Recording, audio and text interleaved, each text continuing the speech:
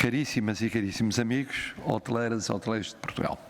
E hoteleiras no sentido mais amplo do termo, porque temos aqui investidores, temos aqui gestores, temos aqui diretores, temos aqui representantes do mundo do trabalho no turismo, temos aqui clientes ou entidades associativas que de uma forma ou de outra estão ligadas ao setor do turismo enquanto clientes.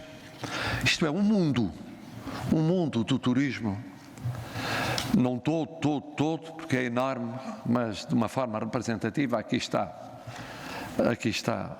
devidamente representado. Eu queria, em primeiro lugar, dirigir uma palavra à Associação de Hotelaria de Portugal.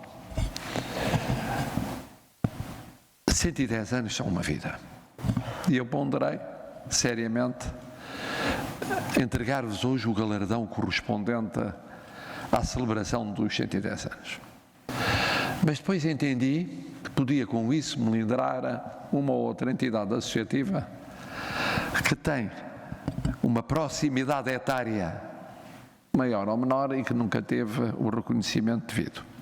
Mas ficam a saber que irei condecorar esta associação pelos 110 anos, ao mesmo tempo que condecorarei outras entidades do domínio do turismo que merecem a mesma homenagem. Fica dito.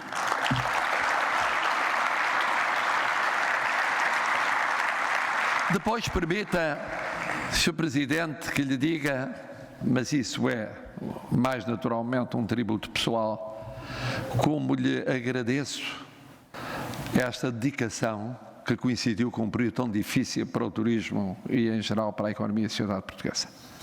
Eu sei que é um jovem, está a entrar numa fase cada vez mais jovem, eu sei isso por experiência própria, e, portanto, há muito a esperar de si, está muito longe da reforma, mas o que fez já na pré-reforma foi promissor. Muito obrigado, porque foi uma espécie de exercício de aquecimento para aquilo que o pode esperar no futuro. Mas permita-me que eu dirija um cumprimento especial à Sra. Vice-Presidente Executiva. Eu não escondo, eu sei que isto é um comentário pouco ortodoxo, mas eu sou um Presidente pouco ortodoxo. Eu não escondo a admiração que tenho pela doutora Cristina Cisa Vieira e pela dedicação que pude testemunhar ao longo de anos a esta casa e ao turismo em geral. É uma força da natureza, às vezes cansativa, de facto, devo dizer, pelo menos é a sensação de quem não tem de privar com ela todos os dias, mas o que é facto é que determinada, trabalhadora e operacional. E em momentos muito, muito difíceis que os houve, não parou um minuto. Não parou um minuto para mostrar que mesmo nesses momentos a associação e o turismo em geral tinham um sentido de responsabilidade social. Servia à comunidade. Apesar de estar parado, continuava a servir o resto da comunidade. E isto não tem preço. Isto não tem preço. Como não tem preço ter sabido nunca deixar de ter a sua carreira e o seu perfil próprio, porque há igualdade entre mulher e homem de acordo com a Constituição da República Portuguesa.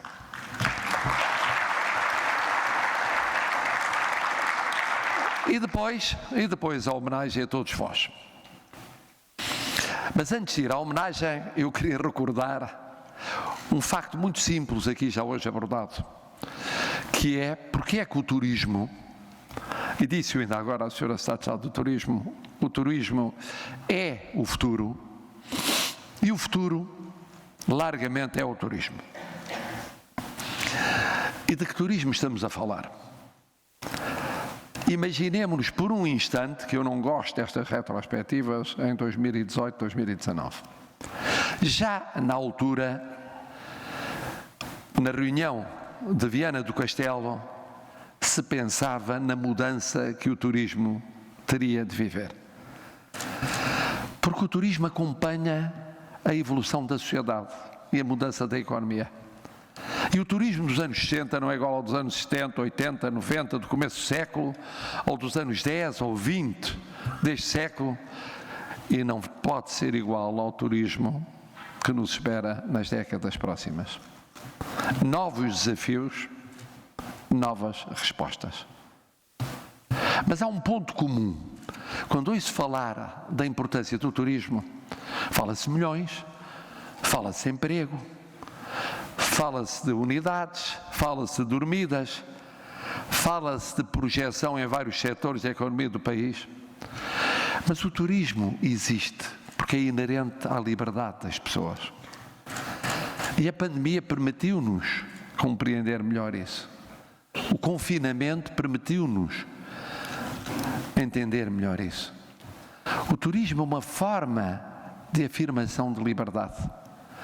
A liberdade de escolher novos horizontes, novos encontros, novos destinos, novas formas de vida.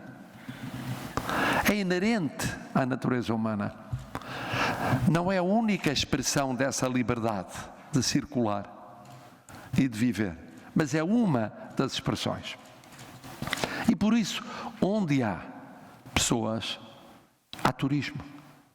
Tem de haver turismo. E onde as pessoas se encontram mais no mundo globalizado, tem de haver mais turismo.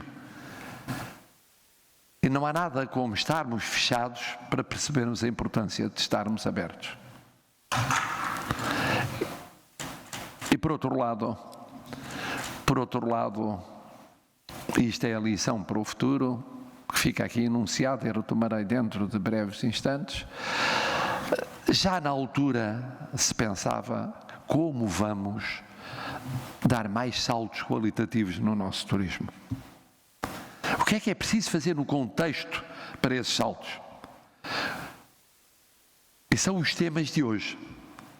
É retomar aquilo que estava enunciado noutro contexto no dia de hoje, depois da pandemia.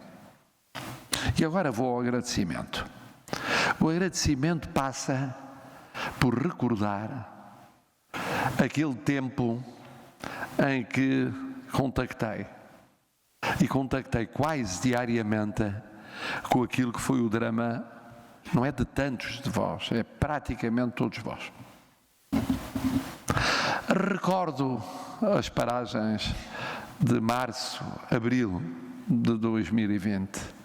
Recordo a minha estada no Hotel Roma, no primeiro dia, ou na primeira noite em que era possível, não desrespeitando as regras vigentes, ir dormir a um hotel que só tinha pessoal da saúde, e o que era entrar num hotel sem nada e sem ninguém, assim de surpresa.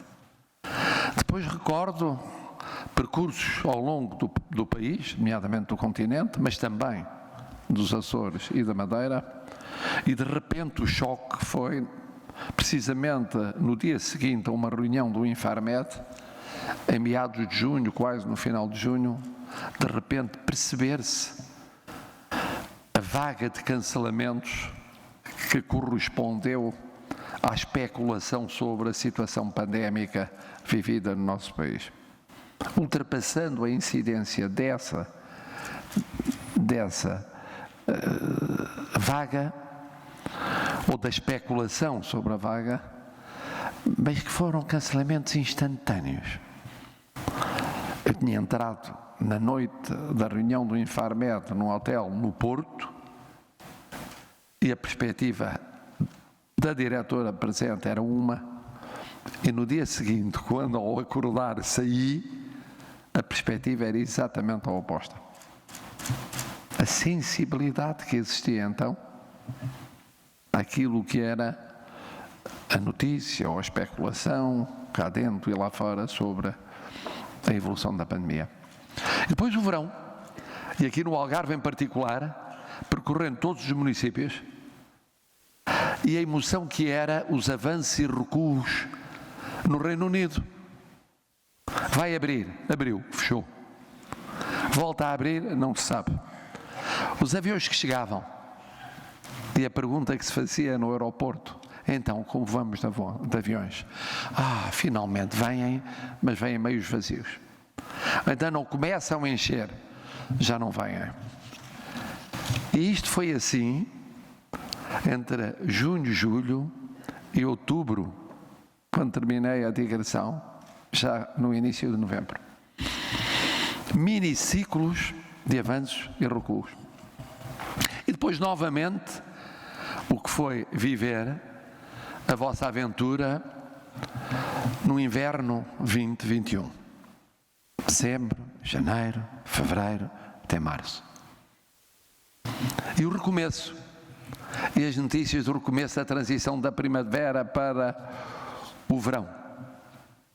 E durante o verão, aos fecheios. E o papel fundamental do turismo nacional. Em 2020 e novamente em 2021.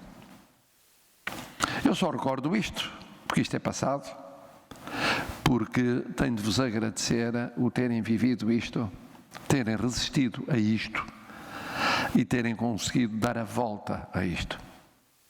É preciso ter vivido e ter memória para se perceber exatamente aquilo que foi vivido e o que custou viver e o que custou superar. E agora falemos do importante que é o futuro. E como disseram aqui várias vezes, o futuro já começou. O futuro começou na vossa resistência durante esse ano e meio que nunca mais terminava. O futuro começou no facto de terem preparado a diversificação de mercados, o aproveitamento em pormenor dos mercados, a conjugação do turismo interno, enquanto ele foi quase o único, com o turismo externo, à medida que ele ia avançando, encontrando fórmulas completamente diferentes daquelas a que estavam habituados.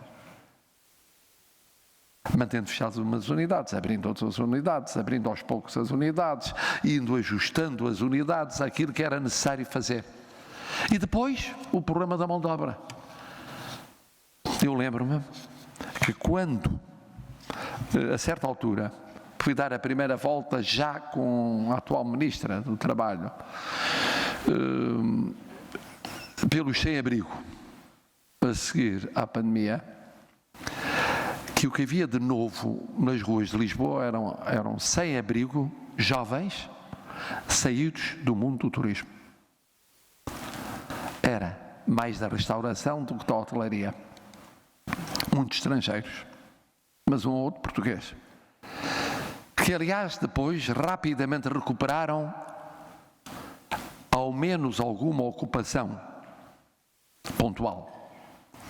Mas por ali andaram uns meses até encontrarem essa saída no período mais drástico da primeira vaga e da segunda vaga da pandemia. Isto quis dizer, aí e mais tarde, que muitos de vós experimentastes no domínio da mão de obra situações jamais previsíveis ou previstas. Que foi, de repente, haver mão de obra que saía, depois era necessária os recursos humanos, alguns deles experientes saíram para outros setores, e a dificuldade de encontrar recursos humanos idênticos com a mesma experiência para o mesmo tipo de funções, quando a questão se colocava assim. E o desajustamento entre procura e oferta, em tudo, mas nomeadamente no elemento fundamental que é o elemento humano. E agora, falando do futuro, eu acompanhei de muito perto as vossas preocupações aqui, aliás, hoje, novamente enunciadas. Há uma que não vale a pena falar nela, é evidente que o futuro existe para o turismo, que o turismo tem futuro. E já começou a ter. Já estamos em pleno renascimento do turismo em Portugal. E o problema já não é, como foi dito, recuperar, é reconstruir. Não interessa 2019. Eu ainda falo um pouco de 2019, mas prometo por pouco tempo. porque não vale a pena comparar aquilo que passou, e passou definitivamente, com aquilo que temos de construir, com aquilo que estamos a construir. O que estamos a construir é diferente, num tempo diferente, num contexto diferente, com desafios diferentes. É agradável chegar-se à conclusão que num ou noutro ponto, no investimento, já ultrapassámos 2019, ou que nos aproximamos de 2019 num ponto ou noutro. Mas é muitíssimo mais importante olhar para as metas que nos esperam no futuro e as transformações, umas conjunturais, outras estruturais, que nos esperam nesse futuro. E aqui foram todas elas faladas. E assim foi falado o problema crucial da acessibilidade aérea na recuperação do turismo em Portugal. Não é um tema novo. Não é um tema novo. Antes da pandemia existia, continua a ser depois da pandemia. Desiludam-se os que pensaram que com a pandemia estava adiado sine die. Com a pandemia nunca mais há turismo, ou vai ser tão lento o regresso, que há todo o tempo do mundo para se definir a posição sobre esta matéria. Não há todo o tempo do mundo.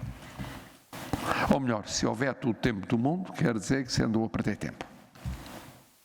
Eu já disse uma vez, mas repito, que disse-o, aliás, raciocinando por absurdo, que era para mim inconcebível chegar ao fim deste meu segundo mandato sem uma definição sobre o aeroporto na área da Grande Lisboa.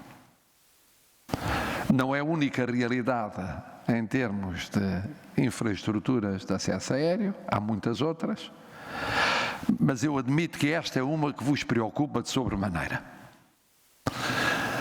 Passando do raciocínio por absurdo para a realidade, o que eu espero é muito simples. É que, independentemente das escolhas que os portugueses venham a fazer, legitimamente dentro de 2 meses e meio, que seja possível ter a certeza de que há um consenso mínimo nacional sobre o que vier a ser definido. Não é possível ter um governo que define uma coisa, outro governo tem de definir outra, porque se definir a mesma já não é aceito por quem apoiava o governo anterior, e depois quem vier para um terceiro governo também já não aceita o que foi definido no governo anterior, e depois há naturalmente perspectivas legítimas, aliás, desses verdadeiros heróis, são os autarcas de um lado e do outro lado as entidades da sociedade civil, e vai-se arrastando uma decisão. Qualquer decisão, por má que seja, é melhor do que uma não decisão. E nisso temos que estar de acordo. O pior que pode haver na vida é não decidir para não correr o risco de não decidir o ideal. Nós portugueses muitas vezes dizemos o bom é inimigo do ótimo. Muitas vezes o razoável ou o suficiente é inimigo do ótimo, é natural. O que certamente é medíocre é adiar-se aquilo que tem que ser decidido. E é um problema da sociedade portuguesa. É um problema de todos nós. Depois, falaram de uma questão que é conjuntural, mas é estrutural, o financiamento do setor do turismo. É conjuntural. Há medidas que são urgentes, no sentido que é preciso prolongar uma rede protetora mínima, porventura, até ao fim da primavera do ano que vem. Isto não é original, acontece com Portugal, acontece com vários outros países, nomeadamente europeus. E depois há questões estruturais, que é pensar estruturalmente no financiamento a médio e a longo prazo do setor do turismo. E esse pensamento tem que ser feito num diálogo entre o público e o privado. Há medidas que são urgentes, algumas urgentíssimas, e essas têm que ser tomadas com a urgência adequada. Ou mantidas. Não há razão para não serem mantidas. E depois há o problema de fundo, que tem que ver com o financiamento sustentável do setor turístico. E isso, naturalmente, ninguém planeia. À medida que a pandemia se transforma em endemia, e mesmo já, ninguém planeia, senão a médio e longo prazo. Pode acertar, pode falhar, pode ser um planeamento móvel, pode ser um planeamento sujeito a correções, mas existe planeamento também do ponto de vista do financiamento. Depois o capital humano. Mas esse é o desafio português. Também é um desafio português, o desafio do financiamento da nossa economia como um todo. E da força do sistema financeiro e de novos instrumentos financeiros para dar mais força ao sistema financeiro. Como um todo. O bancário e o não bancário. Agora, o grande desafio é o capital humano. Aqueles que progridem na Europa e no mundo são aqueles que mais valorizam o capital humano. Os que progridem mais lentamente são aqueles que demoram a valorizar o capital humano. E daí a aposta no PRR, a aposta no Portugal 2030, a aposta da sociedade civil, a aposta nacional. Juntar aquilo que já foi feito, muito mais. Porque é esse muito mais que fará a diferença. Nos saltos qualitativos, que também no setor do turismo são indispensáveis. Dir-se-á, é inseparável da digitalização do setor hoteleiro, é evidente. Mas eu considero que é bem mais importante a valorização do capital humano do que a fundamental transição digital. Porque a transição digital vai ocorrendo, quer se queira, quer não se queira, mais depressa ou mais devagar. A aposta no capital humano implica decisões, implica violentar situações existentes, implica vencer inércias. A digitalização menos, vai operando por si. É uma revolução que se vai fazendo por si, largamente. E a conjugar as duas. Sobretudo num setor como este, em que o digital é crucial para conhecer dados, para fazer circular dados, para tomar decisões, mas há um lado presencial que é insubstituível. Há uma componente humana presencial que é insubstituível. O turismo implica encontro. E encontro implica um lugar de encontro ou lugares de encontro. Fazer turismo pelo digital não é o mesmo que fazer turismo presencial. Aqui, como na escola, como noutros domínios sensíveis em que a alma das instituições supõe presença, sem presença não há alma, não há instituições. E depois, naturalmente, a sustentabilidade das empresas e a sua responsabilidade social. Estão ligadas. Valoriza-se o capital humano, está ligado à responsabilidade social. Avança-se no domínio digital, e podia juntar o energético ou outros, não se pode ignorar a comunidade envolvente. Não há turismo fora da comunidade, mesmo no contacto hoje cada vez mais importante, direto com a natureza, com o património natural. Não é possível prescindir da ideia de solidariedade, da ideia de responsabilidade comunitária. Sabem muito bem, todos os aqui presentes. Estes desafios colocar-se-iam com pandemia e sem pandemia. Mesmo sem pandemia, colocar-se-iam. Já se colocaram. Olhem para a qualidade do nosso turismo e comparem o que ele era há 40 anos ou há 30 anos com o que é hoje. Esquecendo a pandemia. E vejam a qualidade na concepção, a qualidade nos projetos, a qualidade na gestão, a qualidade no serviço, a abertura de nichos novos, a abertura de mercados novos, até a especificidade na procura dos destinatários. Isto era impensável antes da viragem do século ou no momento da viragem do século. E foi há 20, 25 anos. Vai ser preciso mais, porque os outros por todo o mundo estão a fazer mais e vão ter de fazer melhor. E vão fazer melhor. E nós temos que fazer melhor para competir em situação de vantagem. E depois, 2 tópicos finais, um genérico e outro específico. Genérico, um novo começo, um novo pensamento, um novo conceito. É sempre assim. Agora é mais assim porque o choque da pandemia foi maior. Mas no setor do turismo, como em todos os setores que se querem de vanguarda, está-se sempre a recomeçar, todos os dias. Todos os dias. Quem ficar parado, mais cedo ou mais tarde, fica morto.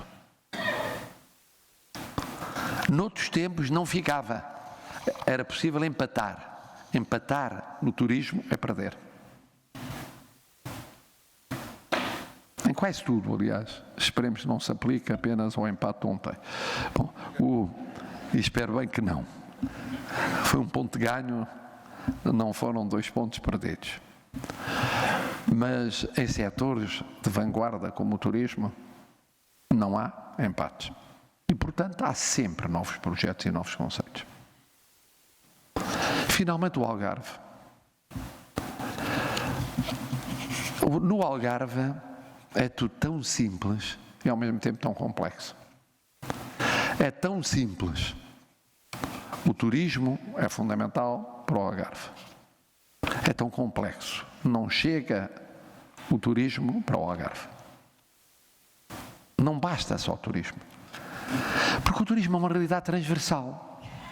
Essa realidade transversal supõe património, supõe ordenamento do território, supõe valorização de várias dimensões culturais, económicas, sociais.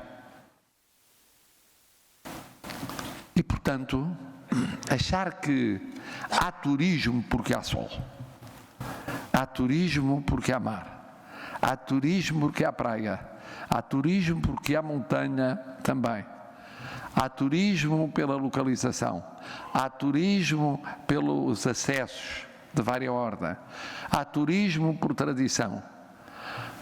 Há várias razões para o turismo. Não chega. Não chega. Há que ir mais longe. O desenvolvimento global do Algarve supõe o turismo. Portanto, é uma precipitação. Às vezes, o dizer o turismo não é tão importante quanto isso, vamos concentrar noutras dimensões, é muito importante, mas não é o único importante. Não é o único importante. E aqui retomo uma sugestão que fiz à Confederação de Turismo, que é de estudar um bocadinho, e se vale a pena estudar, o que foi o turismo interno neste último ano e meio. Ele reagiu da mesma maneira, foi igual ao que era, ou houve mudanças? E se houve mudanças, são aproveitáveis para um período sem pandemia, sim ou não? O que é que houve de mudança cultural que seja aproveitável? Para cativar mercados que tradicionalmente não eram os mercados existentes. Ou não, ao fim e ao cabo, o que foi o turismo interno sobrepôs-se, sem grandes alterações, ao que era antes. Vale a pena investigar. Como vale a pena investigar par e passo o turismo externo que está a chegar. Eu tenho a sensação que, em muitos aspectos, é diferente daquilo que era. Além do que era e pode vir a ser outra vez, e não existe, até por razões pandémicas, ou de fechamento relativo nas sociedades de origem, há outros outras fontes de turismo que estão a chegar. Vale a pena ver se é verdade isto ou não é verdade. E se é verdade apenas em termos pontuais ou regionais, ou é mais vasto. E se vale a pena olhar para elas, para além de olhar para elas neste momento, nos tempos mais próximos, ou de forma sustentada. Portugal volta a ser moda nos sítios onde já era moda, ou é moda noutros sítios onde ainda não era moda. Vale a pena perguntar. Eu tenho exemplos pontuais, mas admito que são escassos. Escassos. Há os nómadas digitais, sim. Há um turismo especial, que é um turismo que normalmente não se considera turismo, mas é muito importante para o turismo, que é o turismo de segunda habitação, um turismo complementar que vai crescendo da parte de países vizinhos na Europa e até de países que não são europeus, mas que é importante, depois em termos de hotelaria e de restauração, também, pelo poder de compra que tem. Mas além disso, o turismo jovem, estudantil e não estudantil, oferece novas pistas ou não significativas. Por aqui passa, além da vossa intuição, o vosso estudo, para perceber aquilo que está a mudar já, para além daquilo que é meramente o reatar laços que vêm do passado. E tudo tem de ser equacionado. No Algarve em particular, mas por todo o país em geral. Em suma, o que vos quero dizer é que acompanhei, par e passo, as vicissitudes do turismo. Vou continuar a acompanhar e a apoiar permanentemente este, entre aspas, renascimento em curso e a sua aceleração.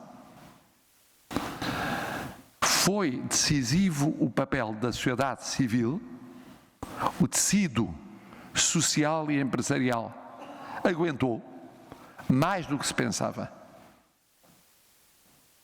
E essa foi uma boa notícia no meio das más notícias da pandemia. Mas é evidente que há aqui uma parceria com os poderes públicos que é crucial. É crucial.